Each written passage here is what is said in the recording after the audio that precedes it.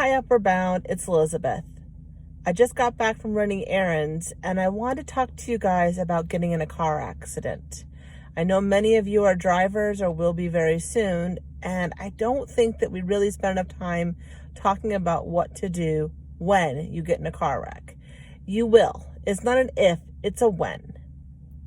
So when you're driving a car and there's an accident, whether someone hit you or you hit them, the first thing you want to do, if at all possible, is move your car to the side of the road. You want to not block traffic, but also you want to avoid another car having a collision with you.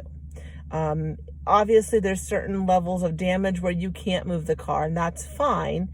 They'll go around you. But if it's just a little fender bender, move over to the side of the road or to a side street, whatever you can to kind of not block traffic. So after you've moved over, the thing I want to tell you is never run. I've known young people who kind of freak out when they get in their first accident and they drive away. So when you're moving over the corner, you want to make sure you've made eye contact with the other driver, kind of visually show them that you're just moving over, you're not trying to run. Hit and runs can easily become felony hit and runs, meaning what you went from getting a ticket, a minor charge, to something that could actually even include jail time possibly. So no matter what, no matter the circumstances, even if you don't have your insurance on you or you're at fault, running is not a good choice. So you've been in a car wreck. You've either gotten to the side of the road if you can, or if the cars are damaged enough that you can't, then you sit there. Take a couple minutes. Breathe deep because your adrenaline's going like crazy. It's normal. It should be. Sometimes people even cry. They're not hurt. They're just leaking out that extra emotion. Your hands might shake. That's all completely normal. The next thing you want to do is go into your car and pull out your driver's license and your insurance card. Now I have my insurance information on my cell phone.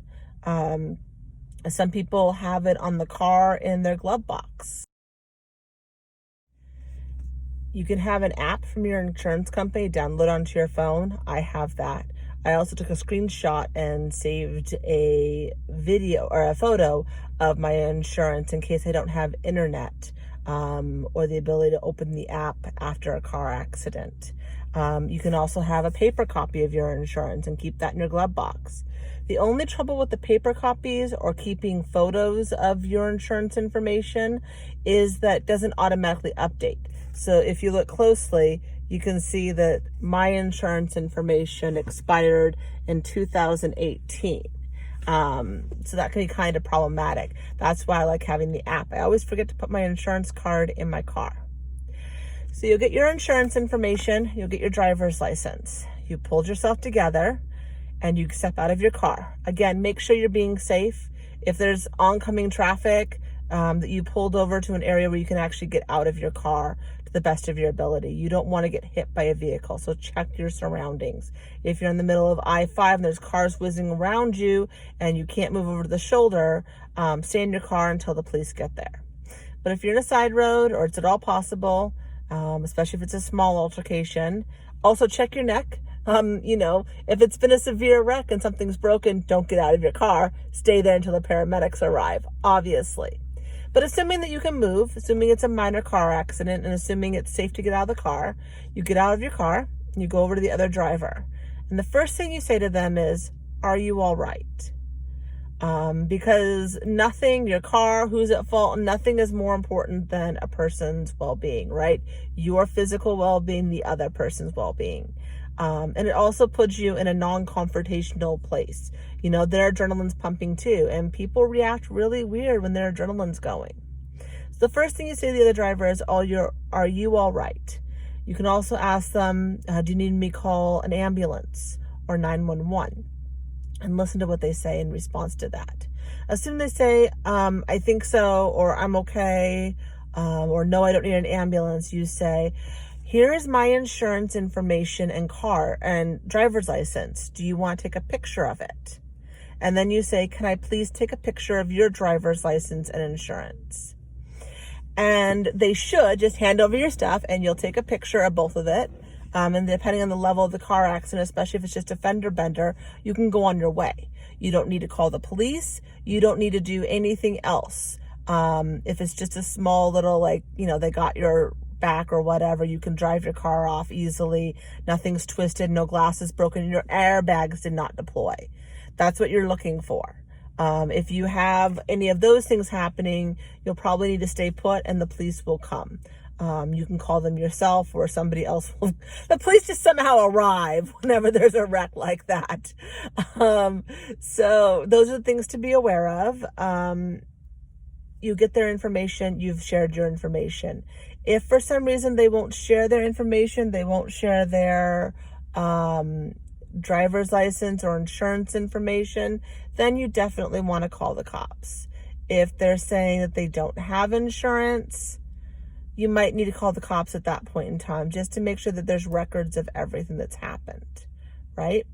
So, small thing, you stopped at a red light, someone hit you in the back, they were going a little too fast or whatever, you can easily get off the road. It's just a small amount of damage. Take a picture of their insurance information, take a picture of their driver's license information, take down their phone number if you possibly can, and you're good to go.